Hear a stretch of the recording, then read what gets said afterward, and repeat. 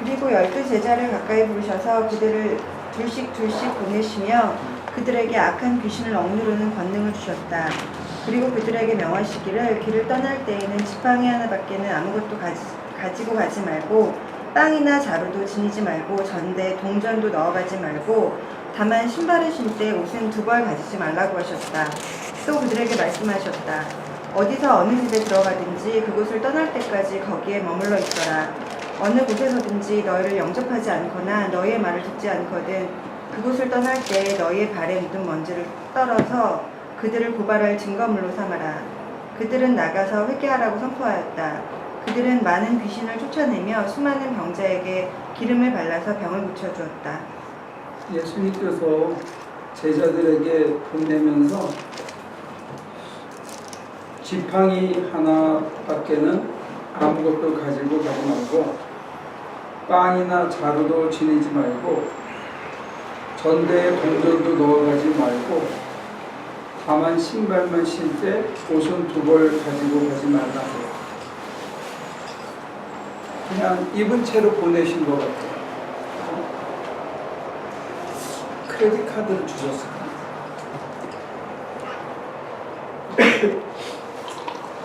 주님이 좀 야속하지 않나요? 왜 그러셨을까?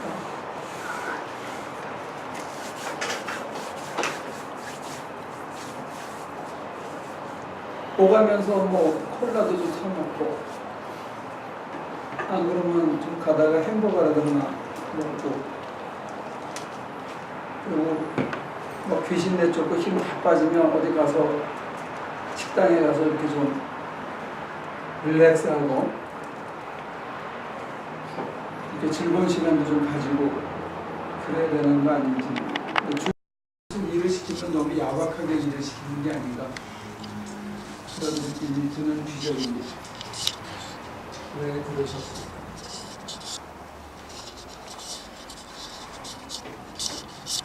그래서 우리가 주님이 뭐 시킬까봐 겁나나? 아니면 속에서 뭐라고 말씀하시는데 안 듣고 싶은 거야. 전대에도 차지 말고 지팡이 하나만 달랑 들고 입은 채로 가라. 그래서 우리 멕시코 집 지으러 갈 때 제가 여러 차례 얘기해가지고 이제는 여러분들이 짐이 많이 간편해졌어요. 전에 우리가 수련회 가고 멕시코 갈 때 어떤 분들은 이민백을 갖고 오더라고요. 거의 그렇게 자주 갈아입고 집 하나 지으러 가도 속옷도 갈아입고 그래야 되는데 예수님께서 이렇게 시대에 걸맞지 않은 얘기를 왜 하셨을까? 이거 반칙 아니에요? 어떻게 생각합니까?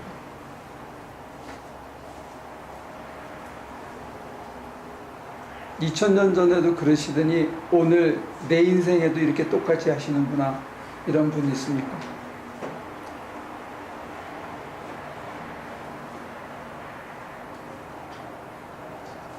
그러면 우리 주님은 변함없으신 주님인데, 그죠?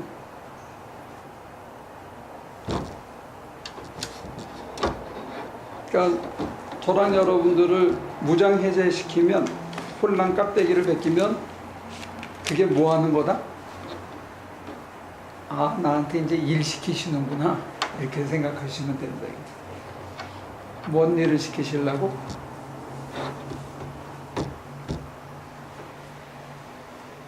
아니면 지금 여러분들의 표정이 이런 것 같아요. 어쩌면 우리 목사님은 일주일 내내 고민해가지고 성경 기절이라고 찾는 거는 꼭 이렇게 재수없는 것만 골라서 찾아서 우리를 힘들게 할까? 그 많은 기절이 많은데 어쩌면 이런 것만 이렇게 꼭뭐 십자가 지는 얘기, 자기를 부인하는 얘기, 그런 얼굴로 나를 쳐다보는 것 같아. 그런 거 아니에요? 말들 해보세요.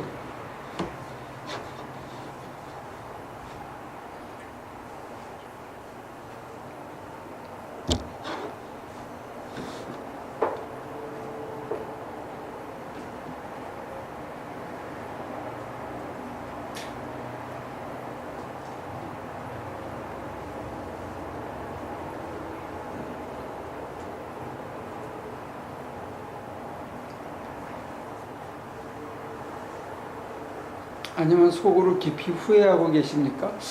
아, 예수 믿는 게 이런 거였는데 성경에 이런 얘기가 있었는데 내가 모르고 따라왔구나.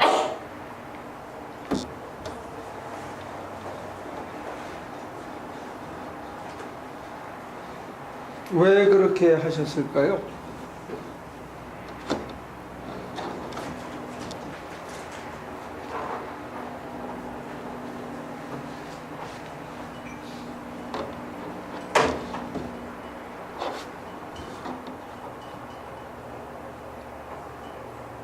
장로님이 그러셨는데 이래도 틀리고 저래도 틀리니까 대답하지 말자. 그렇게 이거 뭐 정답이 있는 게 아니니까 그냥 하는 얘기예요. 다들 자유롭게. 이 8절은 뭐 가벼이 떠나라는 말 같지는 않고 앞일을 걱정하지 말라는 것 같다고 생각이 드는데요. 네. 근데 뭘 믿고 앞날을 걱정하지 말라 말 수 있을까? 저 같으면 그냥 그런 생각만 드네요. 뭘 믿으라 그랬을 것 같아요?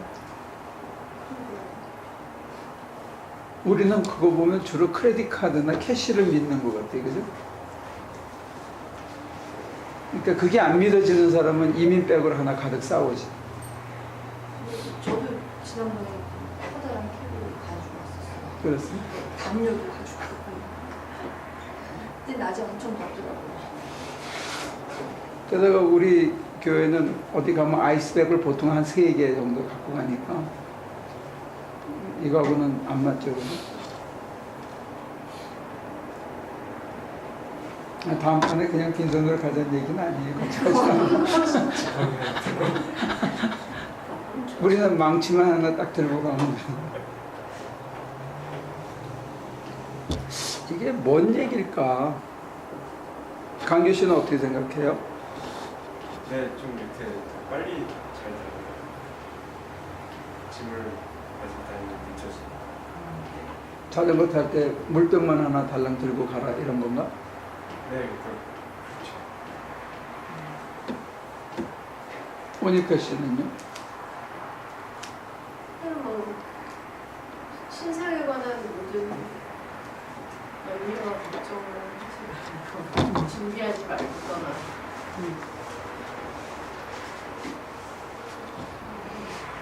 왜 그랬을까? 없어야 더 한 끼니 하룻밤 자는 것도 하나님이 함께 하셔서 뭐 준비해 주시는 걸 경험하려는 이유가 없어요. 없어야 하나님이 이렇게 세밀하게 준비하시는 걸 경험할 수 있다. 은경 씨는요?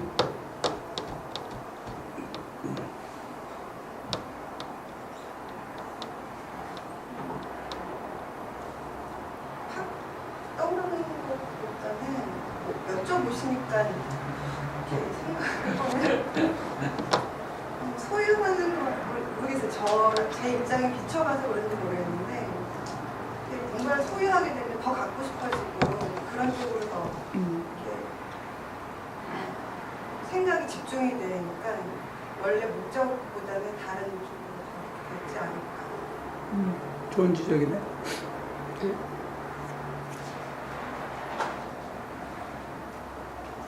미스터 리는?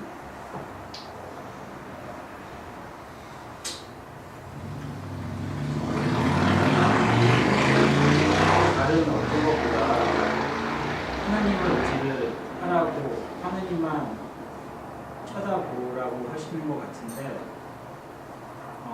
저는 처음에 이 교를 읽었을 때 어쨌든 뭐 잠자리든 빵이든 누구한테 그러면 받아야 되는 건데 선교를 가서도 이렇게 선교를 가서도 본인이 먹을 거는 챙겨 가서 민폐를 끼치지 않는 게 좋지 않을까라고 하는 생각이 먼저 들긴 했어요.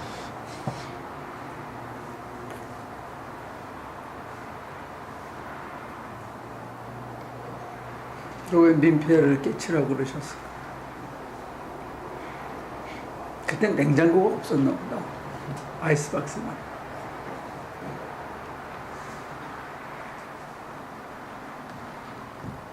태호 씨는 어떻게 생각해?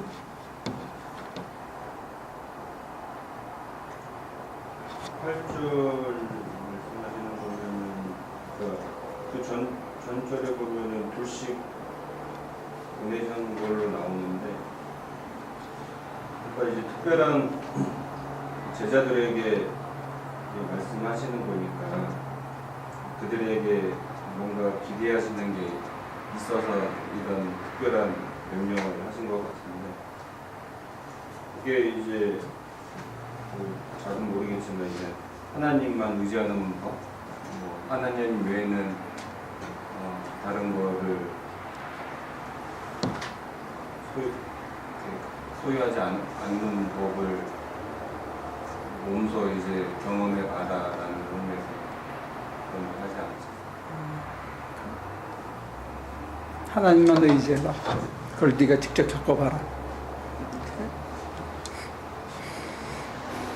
우리 군대 갔을 때 요즘은 팬티의 줄이 어떻게 생겼는지 이렇게 다르잖아요. 근데 옛날에는 이렇게 노란 고무줄 이렇게 있었어요. 거기다가 어떤 애들은 이렇게 10,000원짜리를 이렇게 동그랗게 말아가지고 막 끼워가지고 몇 장을 갖고 온 애들이 있었어요. 그래가지고 이제 그걸 하나씩 빼가지고 PX 가서 사 먹는 거야. 그러니까 태우는 이제 이렇게 보내면 100불짜리를 싹 해가지고 지갑 뒤에 싹 이렇게 챙겼다가 급할 때 이렇게 쓰고 그래야지. 그래야 맡기신 일을 잘 감당할 수가 있는 거야. 응? 좀 있어. 철저하게.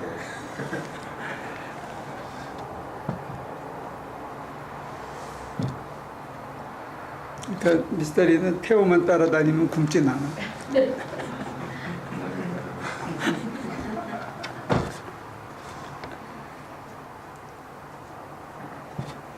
11절에 보면 너희 어느 곳에 가든지 너희를 영접 아니하면 너희 말을 듣지 않으면 나가서 발을 떨어 신발에 먼지를 다 떨어버리고 가라고.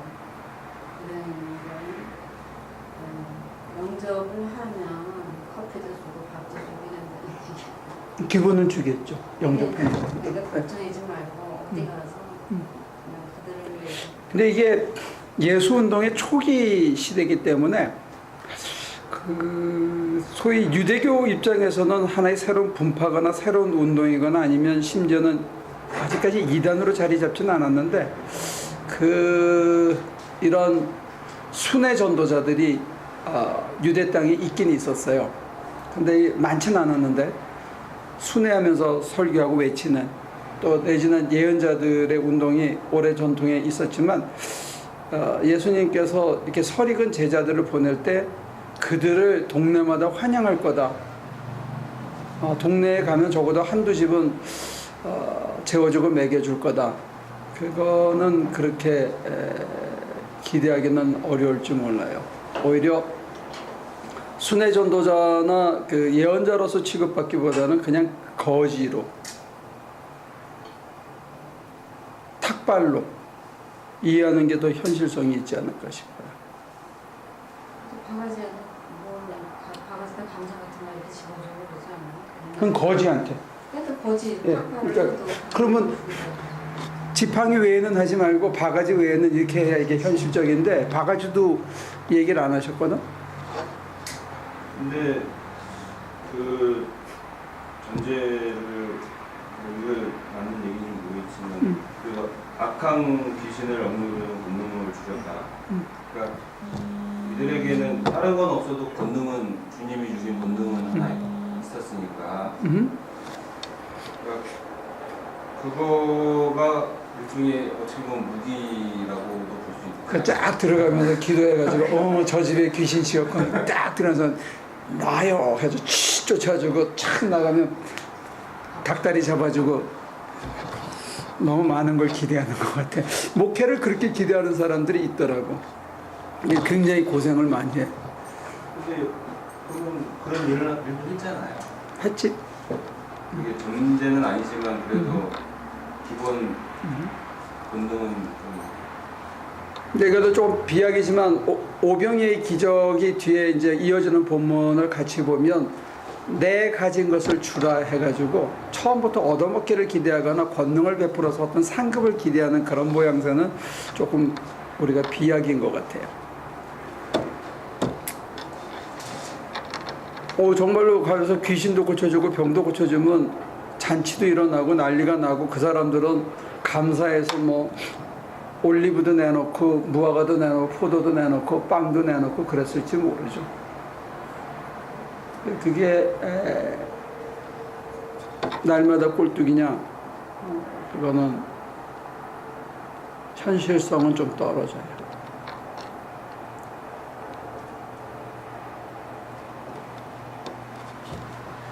당연히 어떻게 생각하십니까?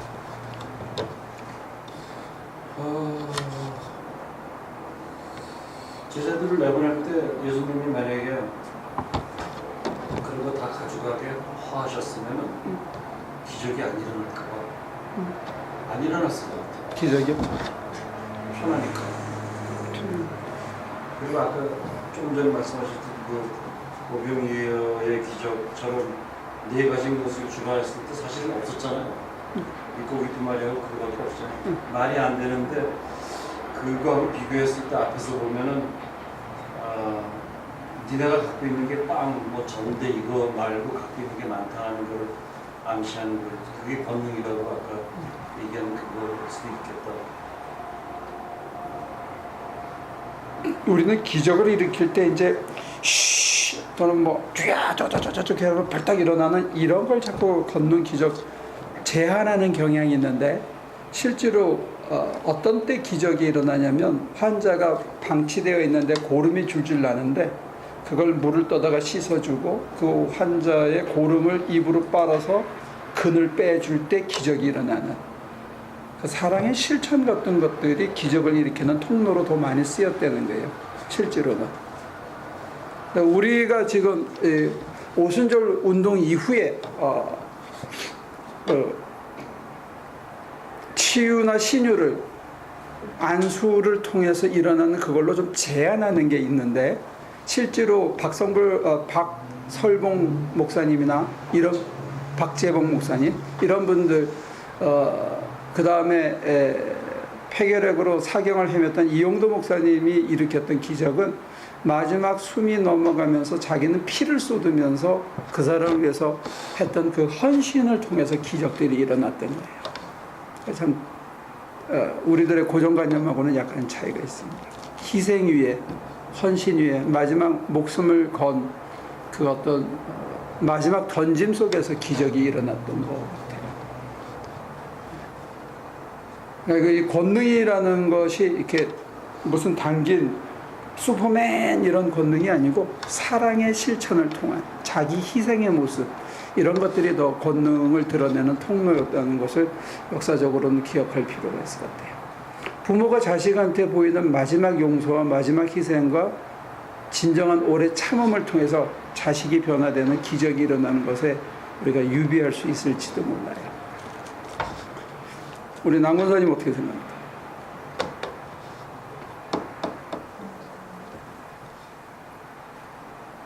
왜 아무것도 안 주고 빈손으로 내보냈을까? 자기 제자들이니까 제자들은 선생님이 시키는 대로 하는 거니까 나를 온전히 믿고 끝까지 해봐라. 순종을 가리키기 위해서. 권사님들 어떻게 생각하십니까? 왜 이렇게 홀랑 베끼셨을까 하나님께서? 선생님이 훈련시키는 것 같아요. 훈련시키기 위해서. 선생님이 제자를 훈련시키기 위해서 아무것도 갖고 가지 말라 그랬다. 오늘 신문에 보니까 뭐 특전사에서 너무 세게 훈련을 시켜서 질식사를 했다고 그래. 2명이는. 훈련이 과하면 사람 죽는 거예요. 훈련 받다가. 김 권사님 어떻게 생각해요?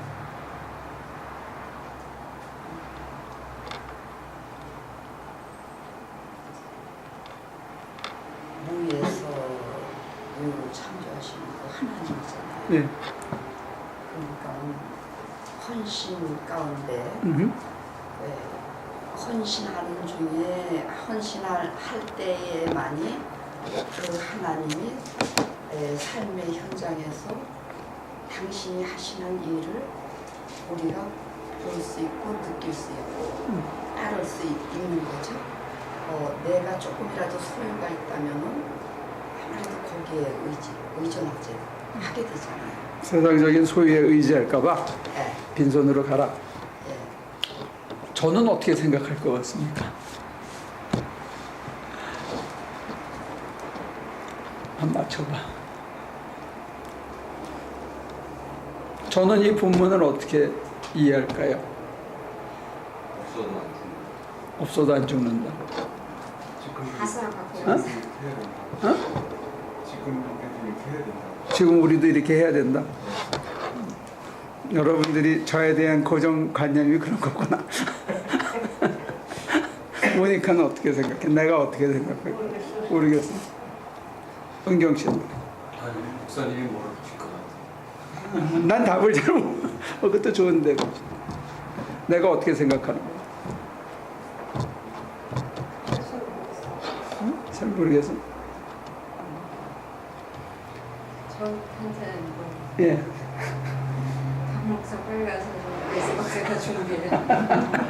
아니 나는 그냥 가도 돼요. 다 알아서 가니까. 그러면 안 돼. 그래도 아이스박스 2개 챙겨야지. 붙이기 좀 조금 하고 고기 조금만 하고. 진짜 가면서 전혀 신경을 안 쓰고 그냥 차만 타고 운전만 했지 그 먹고 이런 걸 저는 진짜 준비를 안 했네요. 잘 몰라. 근데 이 본문을 보면 저는 그렇게 상상을 해요.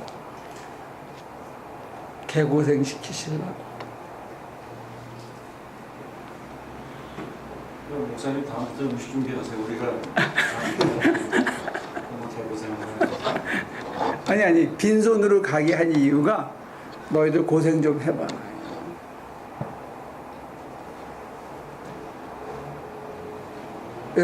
남의 집에 가서 빌어먹는 거 이거 진짜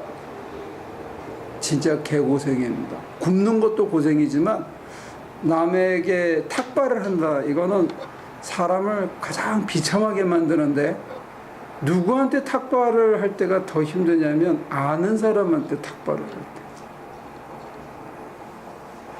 이게 굉장히 힘듭니다. 거기서 뭘 기대하느냐? 소위 우리나라 교회 역사에서는 동강원에서 이걸 교인들한테 시켰는데 일반 교인들한테 이걸 전부 시켰어요. 시킨 이유는 뭐냐면 자기를 붙들고 있고 자기를 이렇게 고집하는 거 나를 스스로 높이려고 하는 마음을 없애게 하기 위해서 오직 주님만 높이고 나는 낮고 비천하게 만들기 위해서 이거를 의도적으로 시켰다고 그래요. 그래서 부대적인 효과는 뭐냐면 먹고 사는 문제가 일단 해결되니까 동량을 통해서 얻어서 또 자기는 많이 안 먹고 서로 나눠주고 또 거지들도 갖다 주고 이러니까 사실은 시간이 많이 남았다는 거예요. 화려하게 먹지 않고 정말로 주워 먹는 거고 입는 것도 더 꾸미러 옷 사러 다니거나 옷을 사기 위해서 돈을 벌지 않으니까 그저 남는 시간이 남 돕고 자기들 기도하는 그런 시간이었는데 아주 극단적인 형태의 자생 기독교의 모습이 그런 거였어요. 우리나라 교회에서. 중세에서는 프란시스코가 이제 형제들하고 탁발 수도원을 만들었었죠. 근데 이제 그거는 이 본문을 어떤 면에서는 확대 해석하거나 아니면 그 부분에 포커스해서 밀어붙였는데 거기에 있는데 제가 이제 이해하는 바는 이게 어제 이제 목사님들이 이렇게 모여서 이제 학교에 대한 얘기를 하고 제가 몇 년 만에 이제 학교를 다시 2, 3년 만에 다시 돌아갔으니까 학교에 대한 현황들을 이제 다시 서로 얘기하고 보고받고 또 하는 시간이 있었는데 그게 끝나고 이제 어떤 저를 좀 아는 후배 목사님이 저한테 그랬어요. 아니 형님이 지금 나름대로 기도 생활 한 거를 우리들한테도 좀 쉐어해 줄 수 있지 않느냐, 그런 얘기를 하더라고요. 그러면서 교회에서는 그걸 하시냐, 그래서 교회에서 우리 교인들하고는 좀 하는데 내가 보면 전제가 2개다, 전제가. 근데 이게 참 어렵더라. 그래서 그게 뭐냐 이제 물어봐서 이제 제가 대답을 하다가 이제 그런 얘기를 했어요. 첫 번째 전제가 무소유다. 이게 돼야 지금 얘기하는 이 기도 생활에 들어갈 수 있다. 그랬더니 대화가 더 안 되더라고. 왜 대화가 안 되냐면 그게 어떻게 가능하냐 이렇게 질문을 하고 그거에 대해서 계속하고 가족이 있는데 보니까 사실 여기를 얘기해야 되는데 기도 생활을 얘기해야 되는데 이 무소유에 걸리니까 그 다음에는 대화가 진전이 안 돼서 한 30분 동안 서로 자기들 얘기만 하다가 나는 별 말도 못하고 그냥 끝냈어. 근데 그러고 어제부터 오늘까지 쭉 생각하는 게, 야, 우리 교인들이 참 감사하구나. 저한테 돌을 들어서 치지 않고 내지는 여기가 텅텅 비어야 맞는데, 게다가 그 목사님은 지금 다 털어먹었거든. 무소유 하고 싶어도 뭘 버릴 게 없는 상황인데 그래도 무소유라는 게 이게 딱 걸리더라는 거예요. 그러니까 왜 걸리느냐? 무소유를 전대, 지팡이, 2벌 옷, 그 다음에 먹을 거, 이거를 자꾸 소유라고 생각하는데 진정한 무소유에서 중요한 거는 내면으로 들어가서 자기를 의지하지 않는 거, 자기 자신을 의지하지 않는 거, 이게 굉장히 중요하고 이게 기도 생활의 기본인 것 같아요. 내가 나를 의지하지 않는 거, 내가 내 생각을 고집하지 않는 거, 내 눈에 보이고 내 판단에 쓰는 것을 홀드하고 있으면 하나님이 내 안에서, 내 내면에서 당신의 뜻을 펼치시기가 참 힘든데, 우리는 이 소유에 대한 생각들, 이거를 자꾸 물질에 국한을 하고 물질을 의지하면서 내가 먹을 시간을 결정하고, 내가 먹을 걸 결정하고, 내가 먹고 싶은 것을 결정하고, 내 생각과 내 방식을 결정해서 이 환자는 이렇게 어프로치하고 저 교인에게는 저렇게 접근하고 하는 내 생각을 가지고는 하나님께서 그 사람에게 필요한 방식으로 역사하기가 참 힘들다는 거예요. 근데 목회를 하는 입장에서는 사람 하나하나를 맞추려고 그러면 무지하게 힘들어요. 이건 진짜 너무 힘들어. 그래서 목사들 사회에서는 이걸 아트라 그래요. 아트. 그래서 사람을 대하는 어떤 그 매너를 개발을 해요. 스스로. 목회를 한 20년. 근데 저는 그게 개발이 안 돼 있는 것 같아요. 왜냐면 연습을 안 해봤거든, 그 매너를.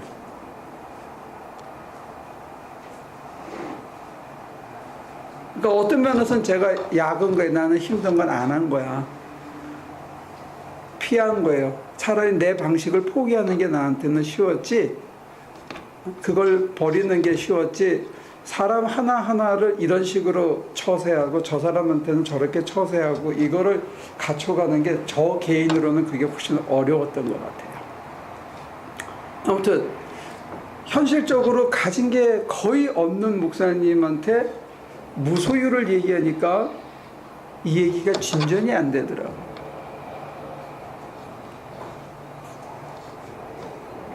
근데 아까 태호 씨가 잠깐 얘기했지만 정말로 우리가 무소유가 되면 굶어 죽느냐? 힘은 드는데 안 죽는다는 게 확실해져야 사람이 약아서 믿기 시작하는 것 같아요. 굶어도 잘 안 죽는다. 고생하지만 뭔가 고비고비마다 하나님이 지켜주시고 살려주시고 마침내 버티게 해주신다 하는 이게 1차적인 확신인 것 같아요. 근데 2차적인 확신은 뭐냐면 비싼 물건 사러 다니거나 그거 사기 위해서 돈을 벌려고 죽으라고 뛰어다니지 않으면 내 관심사가 외부로 가지 않고 내면으로 들어간다는 거예요. 내 영혼의 문제에 대해서 관심을 갖기 시작하고 그 영혼의 중심에 계신 하나님에 대한 관심으로 관심사가 바뀌는데, 그렇게 되면서 우리에게 돌아오는 어떤 반대급부가 뭐냐면, 이거 먹으면 맛있잖아요. 이 먹을 때에 그 오는 맛이라는 게 있거든요. 즐거움이 있잖아요. 먹는 즐거움. 세상의 바깥에 있는 외형의 것을 뭔가 누릴 때 오는 즐거움이 있거든요. 옷을 한 벌 사서 입을 때 딱 자기한테 핏하는 것 같고 자기가 이뻐져 보이고 이럴 때 오는 그 즐거움, 애한테 뭘 입혔을 때 오는 그 즐거움, 이런 바깥에, 내 바깥에 있는 온갖 즐거움이 이게 굉장히 많은데, 지금 예수님은 그 즐거움을 모두 박탈시켰거든요. 그러면 그 즐거움이 어디에서 찾아야 되냐면 이 안에서 있다는 거죠. 내 주머니는 비고 내 관계는 다 끊어졌고 내가 할 수 있는 것이 아무것도 없는 것처럼 보이는 그 상황에서 자기 안에서 시작되는 작은 내면의 잔잔한 기쁨과 평화가 있다는 거예요. 저는 여러분들에게 그거를 소개하고 싶었던 거예요. 근데 그걸 하기 위해서 무소유라는 것이 사실은 전제가 되는 거예요. 물질의 무소유는 사실은 중요한 건 아니에요. 보조적인 거예요. 그걸 의지하려는 우리의 마음의 상태가, 또 그걸로 쉽게 해결하고 그냥 풀려고 하는 우리 마음의 상태에 유혹을 해주는 그런 어떤 끈 같은 것들이지, 사실 중요한 거는 내면에서 내가 하나님에게 의존하거나 하나님을 바라보고 하나님께 내 마음을 다 드려서 내 영혼의 중심을 향해서 다가가려는, 거기에 있는 신성을 향해서 다가가려는 나를 가로막는 것들이 너무 많더라는 거예요. 근데 그것 때문에 우리가 누릴 수 있는 아주 좋은 내면의 기쁨이 있는데, 오늘 현대인들은 합리성 때문에, 세속적인 즐거움이나 세상의 축복 때문에 우리 2000년 기독교 역사가 끊임없이 추구했던 자기 영혼에 있는 잔잔한 평안, 위로와 하늘만이 줄 수 있는 이 기쁨의 세계, 이거가 너무 언더에스티메이트 되는 게 아닌가, 그런 아쉬움이 있어요. 그게 있으면 이 외부의 것들에 대해서 조금 더 담대해질 수 있다고 보는 거죠. 그래서 이제 얘기가 다 끝나고 저녁을 먹고 서로 이제 헤어지기 직전에 그 광경을 기억했던 다른 후배 목사가 하나 그러더라고요. 근데 아까 하신 그 얘기가 무슨 얘기예요? 그리고 이제 다시 그래서 그게 내 경우는 내가 억지로 찾아서 한 게 아니고, 그걸 수행하려고 그렇게 한 게 아니고, 갈 데가 없어서 시작된 행동일 뿐이래. 가진 게 없어서 그렇게 찾다가 위로받은 것 뿐이다. 이제 나는 그렇게 대답하고 말았는데, 행여 여러분들 중에서 정말로 자기 삶이 이런 상태인 것 같다 하는 사람이라면 어떤 의미에서는 그거는 좋은 기회라고 보는 거예요. 가진 걸 스스로 포기하기는 참 쉽지 않아요. 근데 환경이 이렇게 됐을 때는 그게 우리에게는 참 좋은 기회일 수 있다는 거예요. 무슨 기회? 내면을 향해서 들어가고 그 안에 계신 하나님을 만나고 그 안에서 하나님만이 주실 수 있는 잔잔한 위로와 평안의 세계가 있다는 거예요.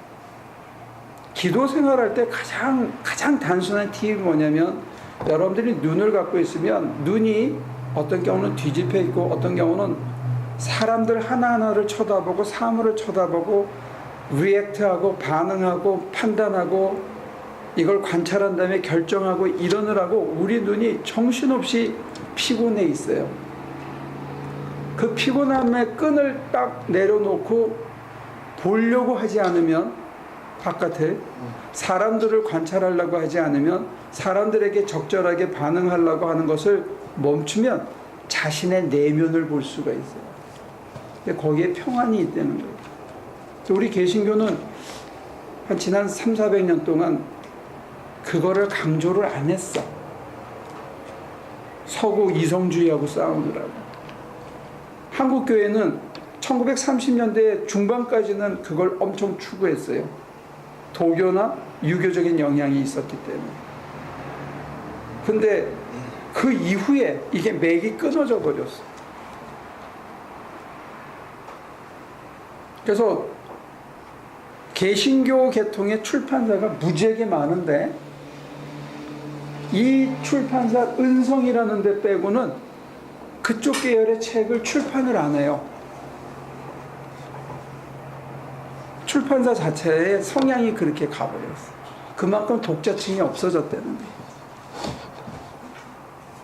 그래서 이거는 역설이지만 여러분들 가운데 어쩌면 내 인생이 지금 이 상태구나 라고 만약에 생각하시는 분이 있다면 지금이 바로 찬스라는 게 무슨 찬스? 하나님의 권능이 내 안에서 물밀듯이 나와서 가진 게 하나도 없는데 내가 왜 잔잔히 평안을 느끼고 왜 행복하지? 이건 신비예요. 기적이고. 아무것도 가진 게 없는데 자기가 행복하다고 느끼는 거예요. 오늘의 현대적인 가치관이나 눈을 가지고 바깥을 보는 세상에서는 그게 있을 수 없는 판단이라고. 근데 자기가 이건데 눈으로 보면 자기가 지금 형편이 이래. 근데 눈을 감으면 그냥 좋아. 행복해. 여기서부터 권능이 나와요. 나누고 베풀 수 있는 권능이 나와요. self confidence가 생겨요. self satisfaction이 생겨요. 그래서 남을 베풀 수 있게 되는 거예요. 동정이 아니라.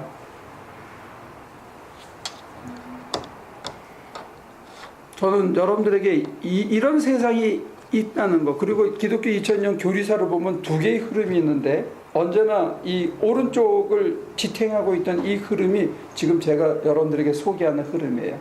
이 왼쪽에는 제도적인 장치로서 제도권으로 이렇게 우리 이번에 교황님 오셔가지고 입고 있던 옷 있잖아요. 그게 콘스탄틴 대제 때부터 입기 시작한 제복인데 그 속에 감추고 그걸로 지탱한 맥이 있다면 다른 쪽에는 탁발을 하면서 견뎠던 어떤 내면성에 관한 문제, 영성에 관한 문제, 삶 속에서 드러난 실천의 문제, 하나님의 그 신비의 문제가 이쪽에 오른쪽에 있었다는 이게 두 개의 기둥이었어요. 근데 지금 우리 개신교에서는 이쪽이 너무 약해졌어.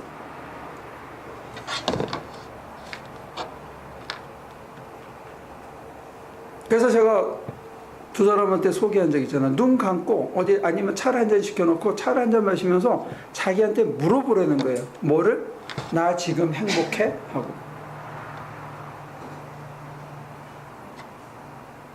저는 여러분들이 거기에 대해서 예스라고 대답할 수 있어야 된다는 거예요. 그리고 스스로 막 찔러봐요. 네가 뭐가 행복해 지금? 내일 당장 어떻게 돼? 불안하잖아 하고 막 찔러보는데 여기까지는 침범당하는데 이 밑으로는 든든하게 그냥 이게 행복이지 하고 받아들일 수 있는 뭐가 있어야 돼. 이게 내면성의 문제. 저는 여러분들에게 그 나라를 소개하고 싶습니다. 그게 하나님의 나라라는 거예요. 거기서부터 하나님 나라는 누룩처럼 퍼져나간다는 거예요. 어차피 여러분들이 Forever 21처럼 경쟁해서 이길 수 없잖아. 잘 나가는 애들은 잘 나가게 놔두고 못 나가는 우리들은 하나님 나라의 누룩을 담고 살잖아요. 그리고 이 나라를 넓혀가면 혜택받을 사람들이 훨씬 많다는 거예요. 여러분들이 돈을 많이 벌어서 나눠줄 리도 없지만 돈을 엄청 벌어서 워렌 버핏이나 마이크로소프트 회장처럼 그렇게 다 나눠준다고 하더라도 그 혜택은 많은 사람에게 미치지 않아요. 의외로. 우리한테서 시작된 이 잔잔한 평안의 기쁨이 넓혀지면 더 많은 사람들에게 위로를 줄 수 있고 삶을 사랑할 수 있게 해줄 수 있어요. 자기 삶을 자기가 사랑할 수 있게 해줘요. 그러면 그게 된 사람한테 하나님께서 짐을 주고 이 세상을 바꿀 수 있는 일거리를 주기 시작한다는 거예요. 그게 권능입니다. 할 말이 있습니다. 두 가지 전제 중에 하나는 무소유고 하나는 무소유는 내가 하나님 앞에 내 생각을 안 하고 그렇게 한 다음에 두 번째 전제는 뭐냐면 내 안에 하나님이 거하신다는 거예요.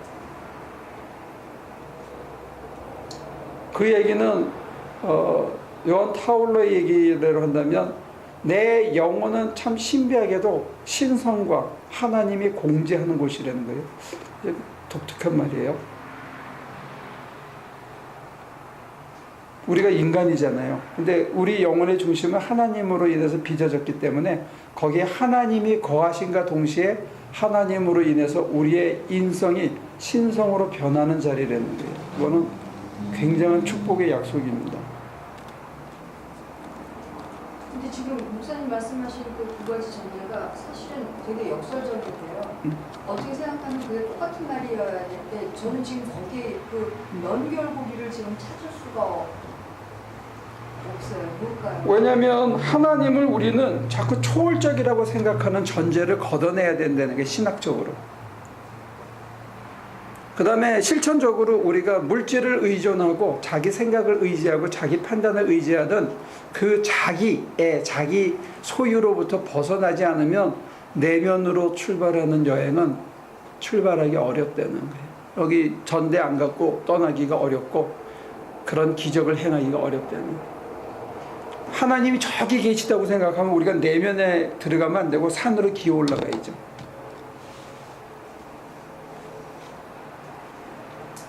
우리를 초월해 계신 하나님이 우리 안에도 거하시다고 믿을 수 있는 신학적인 전제가 필요하다는 거예요. 그리고 실제로 내면을 향한 여행을 통해서 거기서 만나야 돼. 내면이 이 단전이 아니고 그 내면의 세계는 다른 세계예요. 여기를 포함하지만 더 넓은 무한한 하나님의 보좌가 이어진. 그래서 하나님과 우리가 이렇게 접촉되는 부분이 있다는 것을 믿어야만 우리가 거기를 향해서 여행을 떠날 수가 있어요. 근데 그 얘기는 설명도 못했어. 그냥 무소유에 딱 걸리니까 그 다음은 가지도 못해.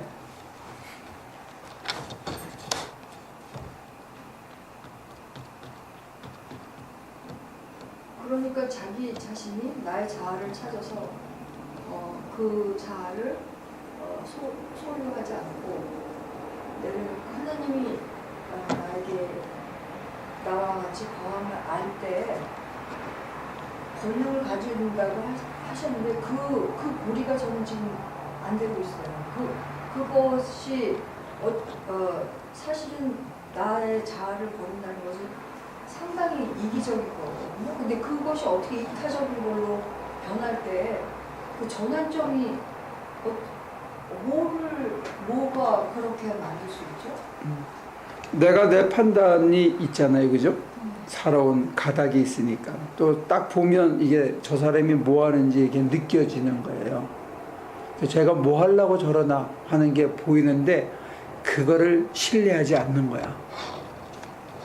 그 지팡이 마저 내려놓는 그런 심정이에요. 거기까지 따라올 수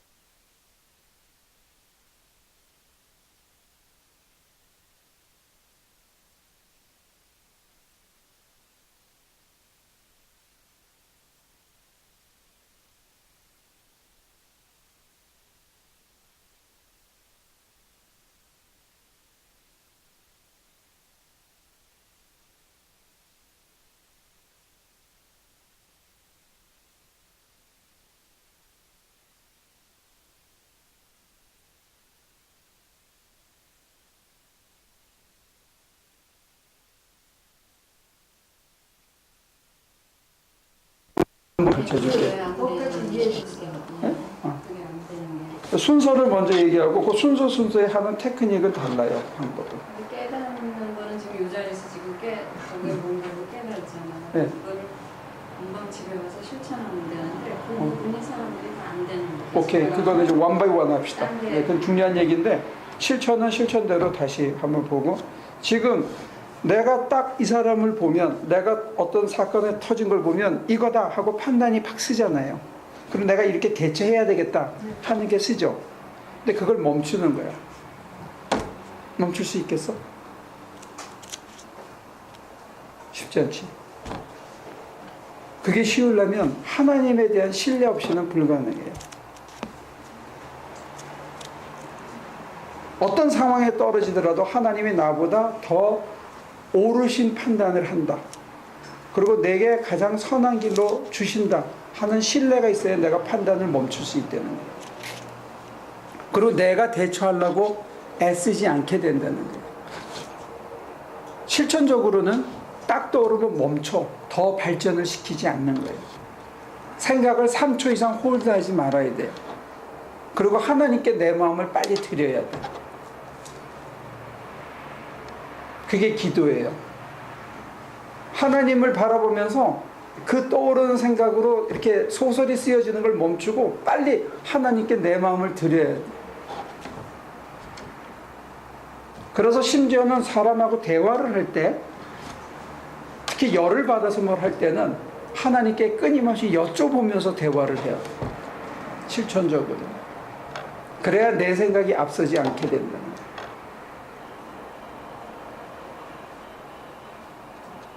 가능할 것 같습니까? 거기까지? 제가 미스터리 같은 경우에 클라이언트 얘기하는데 이 인간이 열받게 해. 그러면 논리가 있잖아, 그지? 법조문이 있고 이건 법이니까 이렇게 설명을 할 때 그때 어떻게 하냐면 실천적으로 하나님 도와주세요. 하나님은 이거 어떻게 해야 되죠? 할 때 내 생각에는 이거를 율법전서를 들어서 설명해야 되는데 한순간에 이게 우리 잠깐 쉬었다가 할까요? 이런 마음이 딱 들면 그거를 그냥 무심결에 뱉어버리라는 거예요.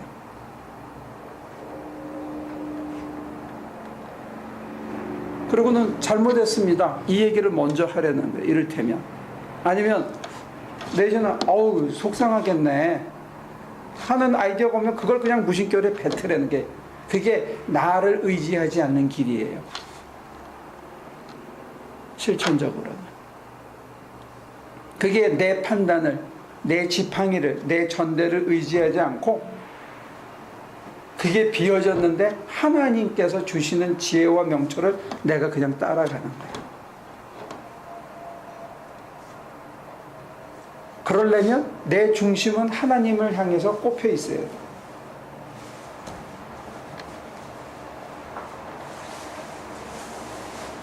실천을 얘기하니까 더 어려운가? 아니 그렇진 않은 것 같아요. 그래요? 지난번에 제가 이러저러한 지금 심정에 있다 그러니까 목사님이 제가 또 하나님보다 앞서가고 있다고 얘기를 해주셨거든요. 그 후에 제가 그렇게 그런 상황이나 어떤 것들을 부딪혔을 때 나 또 앞서고 있구나. 거기서 딱 멈추는 거 그거 이제 연습하겠다. 그 멈추는 순간에 내 중심을 하나님을 쳐다보고 하나님을 향해서 내 중심이 서야 되는데 그게 이쪽을 보는 게 아니고 여기를 보는 거예요. 봐야 한다고요? 예, 내 내면에 거하시는 우리가 하나님이 거하시는 성전이라고 우리가 그렇게 고백하잖아요. 그지? 그러면 하나님이 계신 보좌를 쳐다봐야지. 거기서 내가 요동치고 있는지 이 사람한테 잘 보이려고 지금 꼬리를 감추고 있는 건지 아니면 요걸 통해서 내가 무슨 이득을 보려고 하는 계산이 막 돌아가고 있는지를 빨리 쳐다보면서 그 중심을 하나님한테 드려야 된다는 게 맑게.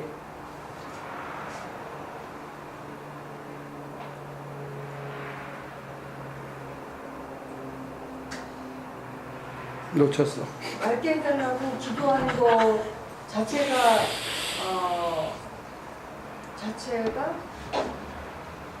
그 길로 가고 있는 걸까요? 맑게 판단을 중지하고 딱 드는 생각을 중지하고 하나님 도와주세요. 하나님이시라면 하고 하나님이 말씀하실 때까지 내가 잠깐 포즈하고 기다리는 거예요. 근데 이거는 평소에 눈을 감고 하나님께 드리는 그 감각이 살아있어야 이게 대화하면서 되는 거예요. 그 투자 없이 저절로 되는 건 아니야 이거는. 그래서 하나님께 나를 드린 감각이 살아서 내 생각이 멈췄고 뭔가 떠오르는 이게 하나님의 뜻이라는 신뢰가 있을 때 내가 그 말을 먼저 뱉어. 그리고 그 다음으로 따라가는 거예요. 그래서 결과를 확인해야 돼. 내가 내 생각대로 갔을 때가 나은지, 내가 하나님이라고 믿고 따라간 것이 나았는지 시간을 두고 쳐다보면 어떤 게 낫다 하는 게 판단이 서야 하나님을 따라갈 수가 있어요. 그지? 근데 처음에는 이게 굉장히 혼돈스러워. 근데 사람이 맹해져요. 판단이 안 쓰니까. 이걸 처음에는 영적인 아노미 스테이지가 오는데, 영적으로 이렇게 가치 판단의 잣대가 없어져 버려. 그래서 우리가 헷갈리기도 하고 기쁘기도 하고 그래요. 근데 적어도 그런 실수를 반복하더라도 내 중심만은 하나님을 사모하고, 하나님이 실패하게 하면 실패하고, 개고생시키면 개고생하고, 하나님이 이끄시는 대로 따라간다는 중심이 확고히 서서 따라가야 된다는 거예요.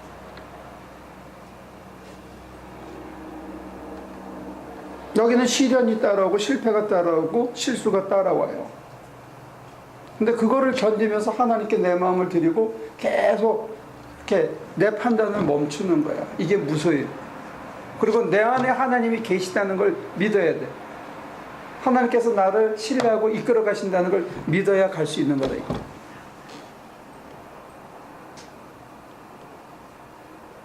어디서 여러분들과 제가 끊겼어요? 계속 가고 있나? 그러면 하나님을 잘 믿으면 판단이 잘 안 서야 정상. 그렇죠. 자기 판단이 없어야 돼. 저는 기도를 좀 그렇게 하니까 판단이 좀 더 잘 서요. 그 지나가야지. 그 전에 비해서. 그래서 이 영성가들은 뭐라 하냐면 하나님의 지극한 단순성에 들어가야 된다, 그렇게. 이걸 할까 저걸 할까 고민하면서 이거가 낫지 이렇게 하면 안 되고 그냥 쭉 가야 된다는 거예요. 한쪽에 두 개의 마음이 흔들리면 안 되고 그냥 하나님께서 주시는 것 같다면 그냥 따라가는 거예요. 그게 단순해져야 되는 거예요. 마음이 심란하면 결정 내리지 말고 기다리면서 하나님께 내 마음을 드리고 마음이 맑아지고 평온해질 때까지 기다려야 되는 거예요. 네, 구체적인 실천입니다. 기다린다는 건 뭔가 일을 하면 안 결정하면 안 돼. 뭔 일을 하고 있었어도 마음이 결정이 안 나면 멈추고 기다리라. 근데 그게 생각보다 짧게 2, 3분, 3, 4분, 5분 안에 결정이 나는데 우리가 그걸 못 기다리는 거예요. 그리고 일을 먼저 저지러. 잠깐 쉬어도 돼요. 이만큼 남았어. 근데 한번 때릴까 말까? 그렇게 여기서 쓰란 말이고. 네. 하나님 이거 마지막에 해봐요. 근데 이제 망치질하면서 기도할 수 있을 정도면 굉장히 높은 차원에 간 겁니다. 이렇게 된다는 게 아니라.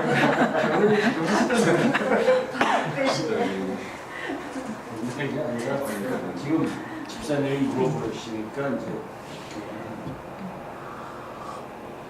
우리는 잘 생각을 갖고 뭐를 결정할 때 이게 요동칠 때 그럴 때 그렇게 하는 건 쉬운데 오케이.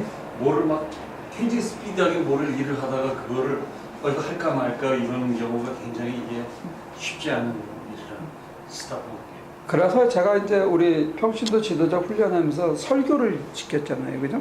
설교하면서 제가 제일 강조했던 부분이 뭐냐면 설교하고 있는데 지금 내가 여기서 강의를 하고 있는데 갑자기 하나님께서 다른 아이디어를 주면 무조건 따라가라는 거예요.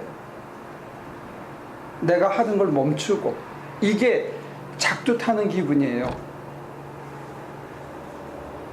그게 익숙해져야 거기에 대한 신뢰가 생겨야 생활도 따라가게 돼 있어요.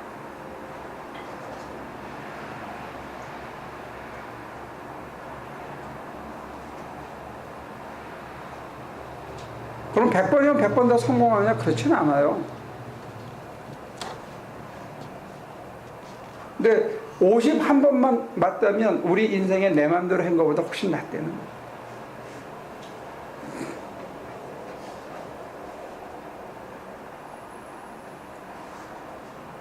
우리의 마음이 정결하게 하나님께 드리면 드릴수록 점점 51, 52, 53 이렇게 늘어가는 거예요.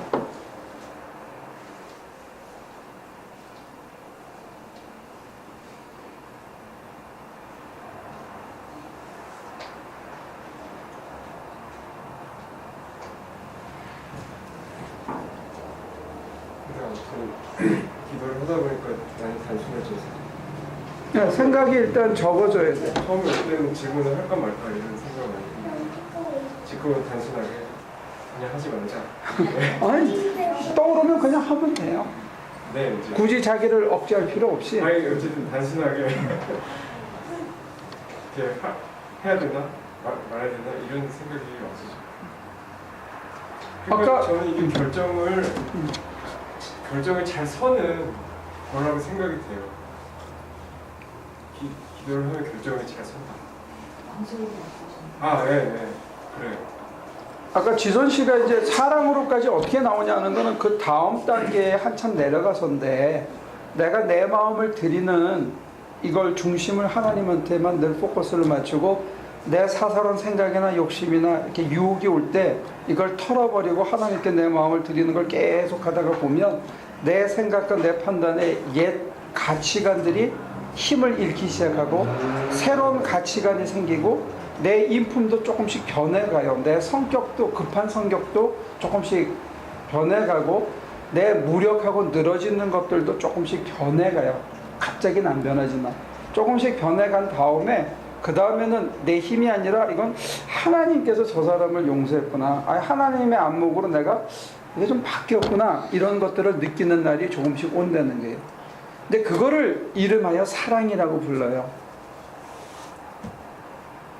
그때 나오는 행동의 모습을 다른 사람이 보면 이건 사랑과 관용과 용서예요. 내 잣대가 바뀐 겁니다. 그럼 그때부터는 내 힘이 아니라 하나님의 힘으로 용서가 되는 거고, 하나님의 힘으로 용납이 되는 거고, 하나님의 능력으로 내가 사랑하기 싫은 사람이었었는데 그게 그 금이 흐물흐물해지는 거예요.